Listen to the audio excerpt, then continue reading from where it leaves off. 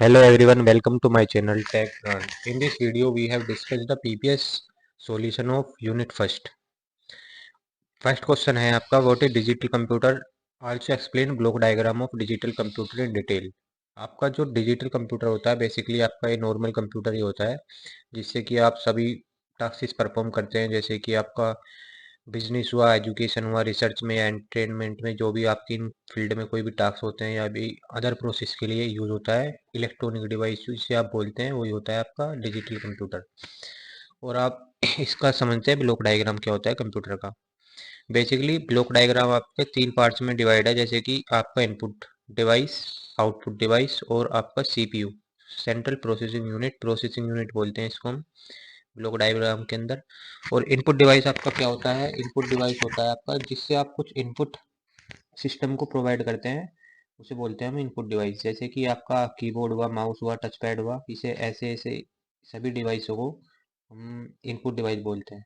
और output device जिससे आपको कुछ आउटपुट मिलता है, जैसे कि आप मॉनिटर पे आप स्क्रीन पे वर्ड्स देखते हो, वो आपको आउटपुट की फॉर्म में मिलता है। प्रिंट की फॉर्म में आपको प्रिंट मिलता है। स्पीकर आपको साउंड की फॉर्म में कुछ आउटपुट मिलता है।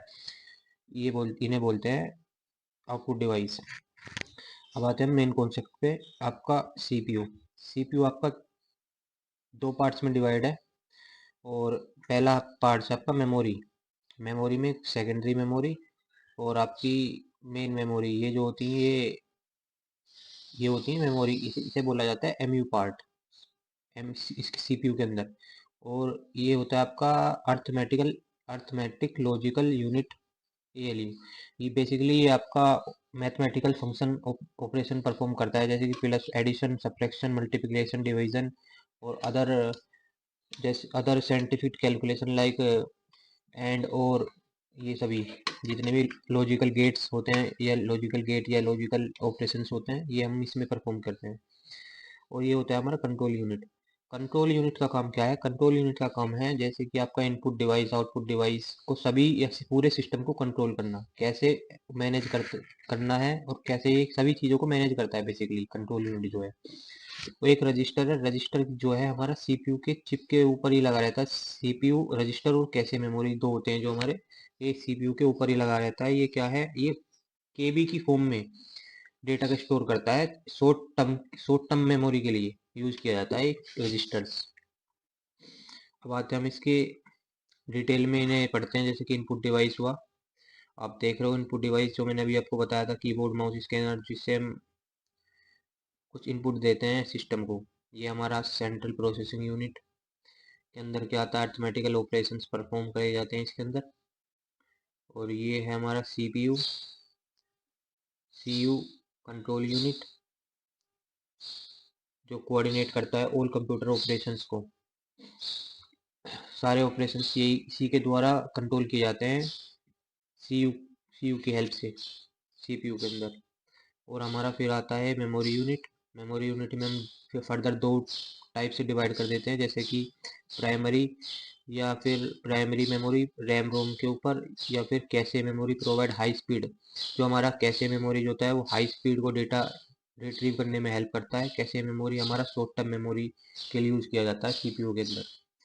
ये आउटपुट यूनिट है जो मैंने अभी आपको दिखाया था। और ये स्टोरेज यूनिट। और अब आते हैं सेकंड क्वेश्चन के ऊपर। सेकंड क्वेश्चन है हमारा what is difference between compiler and interpreter.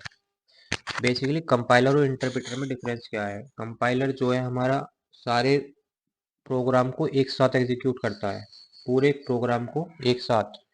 और जो इंटरप्रेटर है वो हमारा लाइन बाय लाइन कोड को एग्जीक्यूट करेगा। और इनमें मोस्ट कॉमन डिफरेंसेस ये है, जो कंपाइलर है वो क्या करता है, एक साथ अगर एग्जीक्यूट करेगा तो उसमें एरर डिटेक्शन जो है लास्ट में पता लगेगी सारा कंपाइल करने के बाद। और जो इंटरप्रेटर है उसमें जब वो लाइन बाय लाइन एग्जीक्यूट करेगा तो जिस भी लाइन में एरर है उस लाइन को वो शो कर देगा और उससे पहले तक का कोड सारा चलेगा, और उसकी जहाँ एरर आई है वहाँ कोड बंद कर देगा। ये इसका मेन डिफरेंस है। और इसका एक आप लिख सकते हैं कि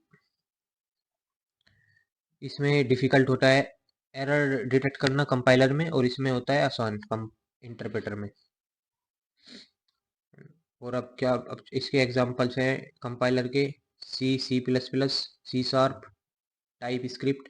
और इसके इंटरप्रेटर के एग्जांपल हैं पाइथन हुआ, रूबी हुआ। ये सब इसके एग्जांपल्स हैं, आप इन एग्जांपल को जरूर लिख के जाना। और अब आते हैं hierarchy of computer system. Basically hierarchy का क्या समझते हैं? हायरार्की का मतलब है डिस्ट्रीब्यूशन ऑफ मेमोरी। मेमोरी का डिस्ट्रीब्यूशन कैसे किया गया है? एरा हायरार्की बहुत सारे टाइप से डिस्ट्रीब्यूट की गई है, जैसे कि CPU register, cache memory, main memory, magnetic disk, optical disk, magnetic tape. जो आपका ये सीपीयू रजिस्टर है, हम इसके साइज के हिसाब से अब इसको मैंने इसे डिजाइन किया है जैसे कि सीपीयू रजिस्टर है। सीपीयू रजिस्टर की जो साइज हो, स्टोरेज है, वो क्या है, वो करती है केबी में। वो जो कैशे मेमोरी है, ये करती है मेमोरी केबी में और एमबी में। मेन मेमोरी करती है जीबी में। मैग्नेटिक टेप करती है हमारी जीबी से थोड़ा बड़ा, जैसे कि जीबी 10 GB तक। और ये ऑप्टिकल ये करती है, ये उससे बड़ा करती है। और मैग्नेटिक टेप पेटाबाइट तक पहुंच जाती है। ये बेसिकली मैग्नेट इसे मेन मेमोरी में हमारी आती है रैम रोम। और मैग्नेटिक डिस्क में हमारी आ जाती है जैसे कि हार्ड डिस्क हुआ, एसएसडी हुआ, ये सभी। और ये हमारा कैसे मेमोरी है। और इसके छोटे छोटे पॉइंट लिखे हुए हैं, ये आप पढ़ के जाओ एक बार। सीपीयू रजिस्टर फास्टर स्मॉलेस्ट, सबसे छोटा और सबसे फास्टर होता है सीपीयू रजिस्टर्स। ये लोकेशन इसकी कहाँ होती है? Inside the CPU. सीपीयू की जो चिप होती है, मदरबोर्ड है, उसी के ऊपर ये इंस्टॉल किया जाता है पहले से ही। और इसका साइज है, मैंने अभी बताया आपको, केबी के साइज में होता है ये होता है। आप अब आया cache memory. Cache memory very fast location close to the CPU. ये भी सीपीयू के अंदर ही होता है वैसे बेसिकली। और ये वेरी बहुत ज़्यादा फास्ट होती है कैसे मेमोरी। कैसे मेमोरी से आप क्या समझते हो? जैसे कि आप बहुत जल्दी पर टास्क परफॉर्म करता है ये कैसे मेमोरी, जिससे कि मेन मेमोरी में ना जाके आपका रिसोर्स स्टोर होता है। और ये कैसे मेमोरी में स्टोर हो जाता है, जिससे कि आपको डेटा रिट्रीव करने में आसानी हो। और ये आपका मेन मेमोरी आपका रैम होता है। और ये फास्ट होता है टेम्परेरी। बेसिकली रैम जो होता है आपका टेम्परेरी मेमोरी होता है। जैसे कि आपने सभी ने देखा होगा, जब आप अपना फ़ोन चलाते होंगे तो फ़ोन के साइड में एक आइकन्स बने होंगे, जिसमें कि आपने जो रिसेंटली चलाए होंगे सभी टैब्स ओपन होंगे। उसे बोलते हैं रैम, जो टेम्परेरी डेटा को स्टोर करता है, जिससे कि मेन जो आपके रोम है उसमें डेटा ना स्टोर होके रैम में स्टोर होता है। और रैम ही डिपेंड करता है सिस्टम की फास्ट कितना है, कितना रिलायबल है। ये मेन रैम ही डिसाइड करता है। इन सभी को आप एक बार देख के चले जाना। और आगे बढ़ते हैं अब operating system. Basically operating system क्या होता है? Operating system is interface between user and the system. Operating system एक दीवार की तरह काम करता है, जैसे कि सिस्टम और यूजर के बीच में जो कम्युनिकेशन के लिए यूज होती है ऑपरेटिंग सिस्टम। ऑपरेटिंग सिस्टम के बिना हम सिस्टम में कुछ नहीं कर सकते। और ऑपरेटिंग सिस्टम के भी बहुत 3 टाइप के होते हैं, जैसे कि विंडोज़ हुआ हमारा, मैक हुआ, लिनक्स हुआ। ये हमारे ऑपरेटिंग सिस्टम के एग्जांपल्स हैं। और अब आते हैं फंक्शंस पर। ऑपरेटिंग सिस्टम के फंक्शंस।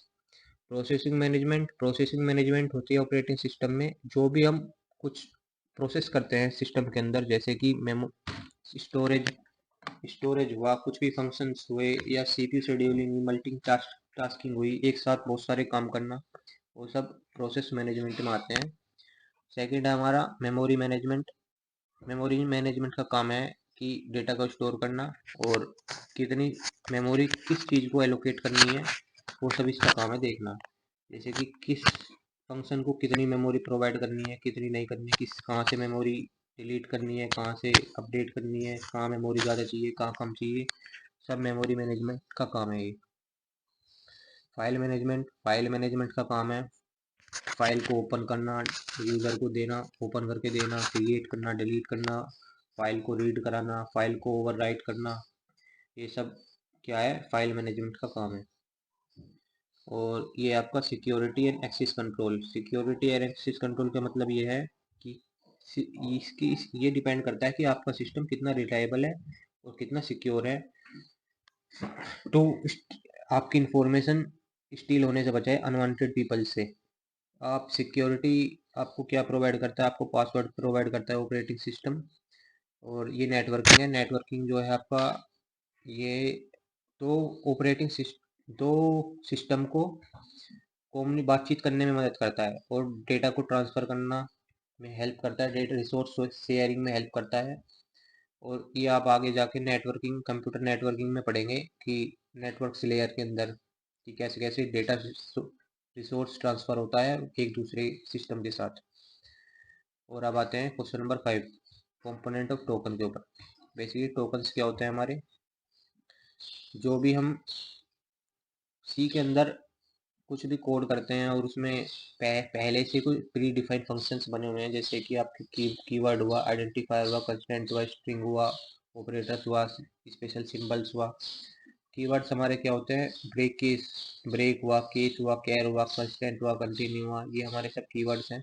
आइडेंटिफायर, आइडेंटिफायर का मतलब क्या है, बेसिकली कि जैसे कि आप कोई इंटीजर लिखते हैं तो इंटीजर के पहले आपको डिफाइन करना पड़ता है कि ये इंटीजर है, आई एन टी इंट। कोई फ्लोटिंग नंबर लिखते हैं तो आपको फ्लोट लिखना पड़ता है, कोई कैरेक्टर या वेरिएबल, तो आपको सबको पहले से डिफाइन करना पड़ता है कि क्या चीज़ है, उसे बोलते हैं आइडेंटिफायर। और ये स्ट्रिंग है, स्ट्रिंग को बेसिकली हम डबल इन्वर्टेड कोमा में लिखते हैं।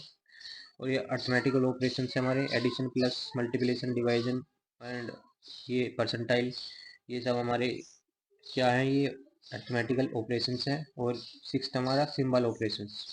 सिंबल्स, सिंबल्स क्या होते हैं, सिंबल्स जिसको जो हमारे स्पेशल सिंबल होते हैं, जैसे कि हैज़ हुआ, स्टार हुआ, परसेंटाइल हुआ, या फिर हमारा एंड हुआ, या फिर हमारा डॉलर का साइन हुआ, ये सब होते हैं स्पेशल सिंबल। सो अब हम इसे बंद करते हैं और आपको इस सारी वीडियो की पीडीएफ डिस्क्रिप्शन में लिंक में मिलेगी, जो आपको फ्री ऑफ कॉस्ट मिलेगी, कोई उसका पैसा चार्ज या पैसा नहीं लगेगा। और इस हमारे इस चैनल को अगर आप चाहते हो कि फर्स्ट और थर्ड की वीडियो आपको जल्दी से जल्दी मिले, तो आप इसको सब्सक्राइब और कमेंट करके बता सकते हैं। आज में हम चारों यूनिट की आपको वीडियो प्रोवाइड कर देंगे विद नोट्स के साथ। Thank you for watching my channel.